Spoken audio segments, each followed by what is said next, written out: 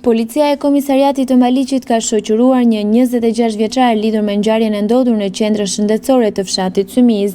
Sipas kryeplakut Edmond Asimllari, bëhet fjalë për 26 vjeçarin Julian Sulollari, i cili ka lënë të shkruar në vendngjarje dhe emrin e tij, duke ndihmuar kështu policinë lokale të shkojë tek autori.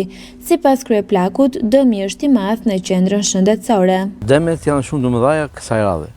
Rana e parë ishte vetëm xhami i derës, kurse tashi xhami i derës, xhami i dritares, gur nga brenda, janë thyer të pjesë rëndite nga brenda, pllakat me bojë gjak mesazh bër muri këtu. Erdhi policia në ngjarje, i mori atë, mori personin e dur që është. Ka një të shoqëruar? Po. Po nuk ka asnjë lloj ashtu me këtë, nuk ka lidhje me këtë, me ambulancën kjo.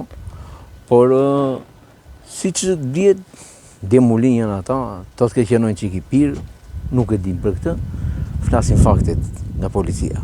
Kjo nuk është hera e parë që ndodhe njëjta gjë në qendrën shëndetësore të fshatit Symiz.